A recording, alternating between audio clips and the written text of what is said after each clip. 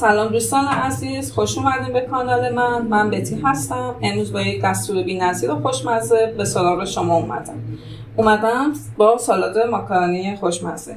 این سالاد ترکیبی از طعم‌ها و رنگ‌های زنده است که نه تنها طعم سالاد شما رو عالی نمی‌کنه، بلکه برای مهمونی‌ها و شام تابستونی بسیار مهمه. امروز بهتون میخوام نشون بدم با کمترین مواد بتونیم یه سالاد بی‌نظیر و خوشمزه درست کنیم. مواد لازم چیان؟ مواد لازم ماکارونی، حالا هر فرمی که شما دوست داشته باشید، گوجه، خیارشور که خودم درست کردم و سس مایونز و یک کوچولو مقداری هم فلفل سیاه و سینه مرغ، آب لیمو و نمک. حالا این سالاد ماکارونی من 3 نکته اساسی داره که یک نکته ها رو دونه دونه بهتون میگم. نکته اولش، ماکارونی هر فرمی که داشتین فرق نمیکنه وقتی که پختین، چون من این کار انجام دادم. هنوز که داغه یه قاشق از سس رو بهش بزنیم. این خیلی مهمه که باعث میشه ماکارونی شما به هم نچسبه. توجه داشته باشین همون زمانی که داغ هست این کار رو بکنین تا یه ماکارونی هم خوشمزه تر میشه هم نمیچسبه. لطفا روغن اینا نریزین، چون روغن طعم ماکارونی ما رو عوض میکنه. این نکته اول. حالا میریم سراغ خرد کردن مواد. من اینو کنار میذارم. این نکته دیگه دوم که وجود داره واسه گوشت مرغ یا سینه مرغ هست. ما سینه مرغ رو پختیم، بعد خنک شده و الان دارم براتون میخوام ریزم. نکته اصلی توی سینه مرغ تو گوشت سالاد ماکارونی اینه که لطفا بعد اینکه مرغ خنک شد دستمون رو حتما، این نکته خیلی مهمه، مقداری آب لیمو بزنیم، خیلی مهمه، میزنیم و شروع میکنیم با دستی که آب لیمو زدیم شروع میکنیم به خرد کردن سینه مرغ. نگاه کنین، چون سینه مرغ من خنک شده خیلی راحت به صورت نگینی در میاد.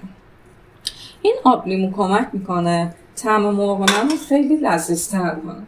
پس طی 1-2 مرحله کافیه. دستم آغاش به آب لیمو کردم و شروع میکنم به خرد کردن مرغم.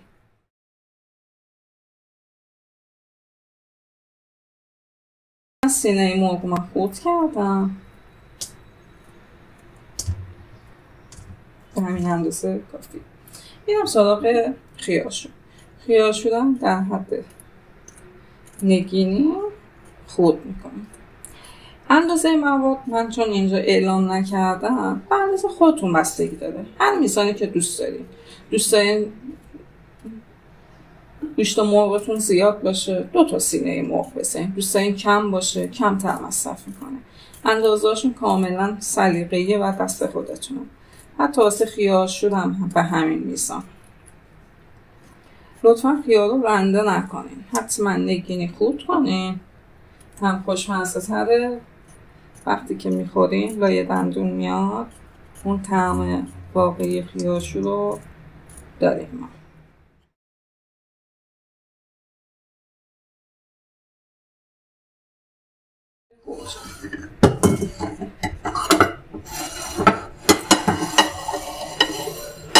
علت این که میگم گوجه خیلی مهمه، چون نکته ما اینه که ما فیله گوجه رو میخوایم. نگاه کنید، این قسمت میانی گوجه رو من نمیخوام، قسمت فیلش رو میخوام، چون که اینا توی سالاد آب میندازه و سالاد ما رو خیلی خوش طعم نمیکنه.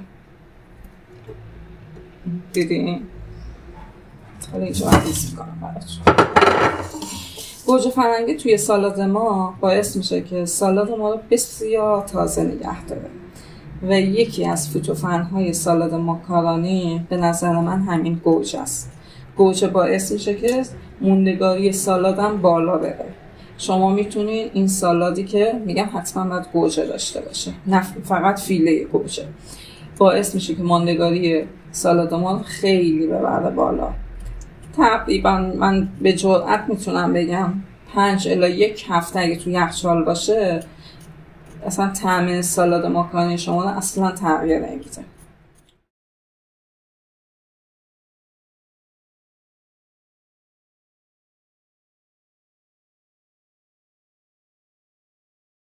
نوبت چی میرسه؟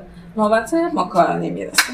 من ماکارونی هامو مقداری که دوست دارم، چون نمیخوام فعلا ماکارونی خیلی زیاد باشه، بقیه‌شو بعدا استفاده کنم. خیلی آروم به هم میزنیم. دیدین؟ نگاه کنیم چرا تمام مواد راحت هم میخوره مثلا به هم دیگه نچسبه. حالا میدیم من سس مایونز کنارش فلفل سیاه ریختم.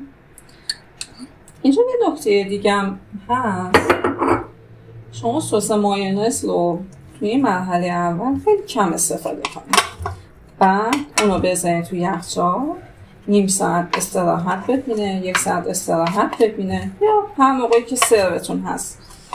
نیم ساعت مونده به این که میخوایم ماکارونی رو سرو کنیم، باز اونجا مرحله دوم سسش رو اضافه کنید. این باعث میشه خیلی سالاد ماکارونی شما خوشمزه و تازه بمونه.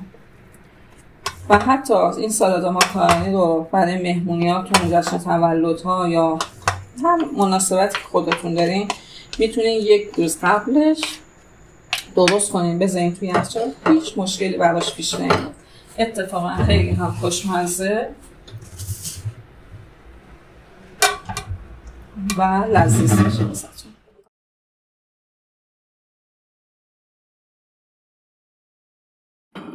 از برگ نعنا برای هضمش میتونیم استفاده کنیم، یا میتونیم از گوجه استفاده کنیم، برگ هر سبزی که در دست من نعنا رو دارم استفاده کنیم.